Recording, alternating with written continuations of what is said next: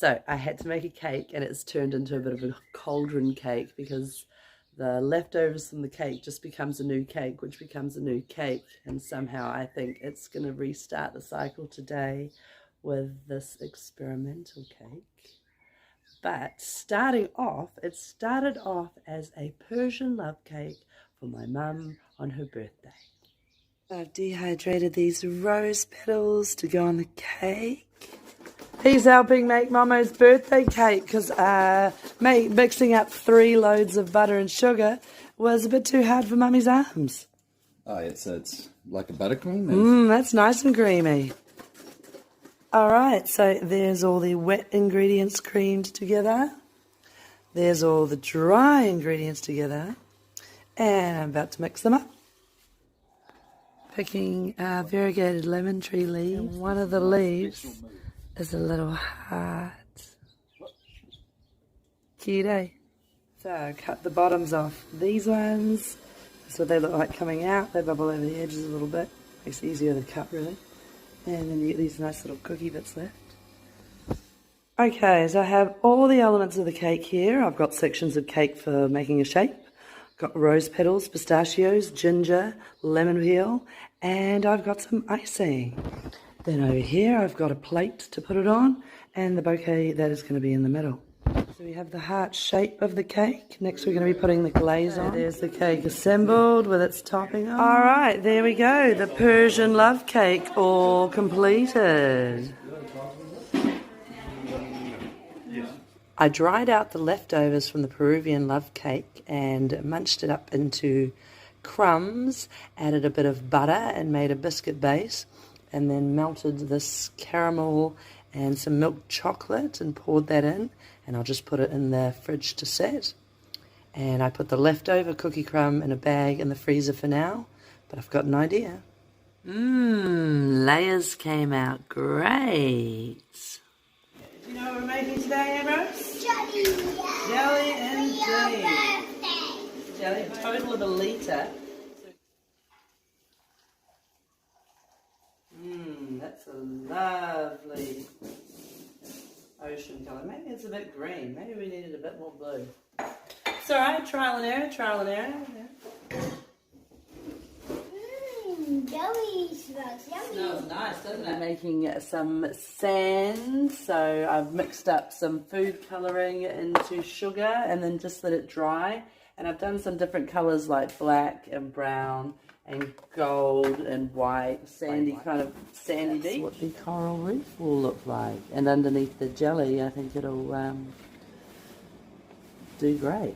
Leftovers from the Persian love cake that were dried and then crumbed and had some butter added to make a base for a caramel chocolate tart.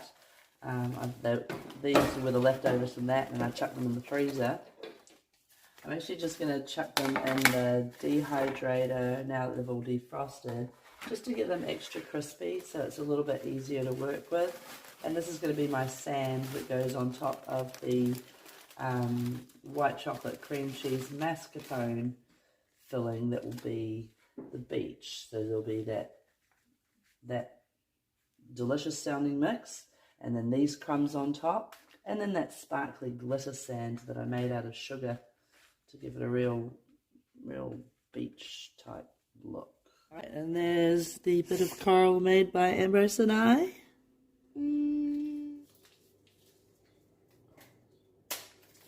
Good one. Let me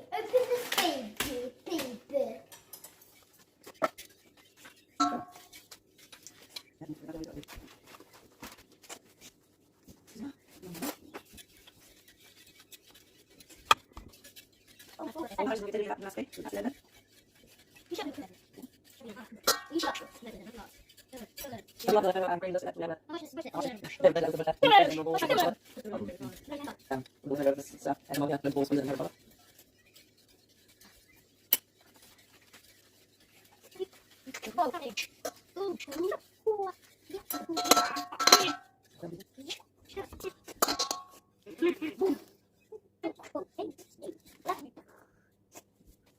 So I'm going to add the custard that's cooled down a little bit into the cream cheese that Daddy's eating. Oh, get Gives kind of like a 3D effect because this one lines up with that one, and same on the other side. Then we need the biscuity crumb.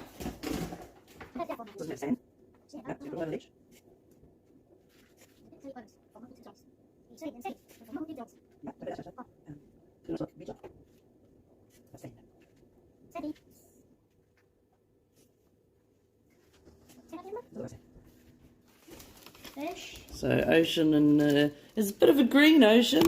Yeah. Maybe I'll just use just blue next time. Yeah. There's so much fish everywhere. Yeah. There's so much. Ocean Beach cheesecake. It's my birthday today, so I've woken up to bake a cake, but unfortunately I didn't have the flour that I wanted to bake the cake that I wanted, so I'm just going to experiment with the ingredients that I do have. So I've got some coconut, some sugar, some eggs, a bit of butter, some mayonnaise, some vanilla, and some gluten-free self-raising flour. So I'm just going to kind of make it up as I go. Being a bit of a scientist, I'll just use a formula. So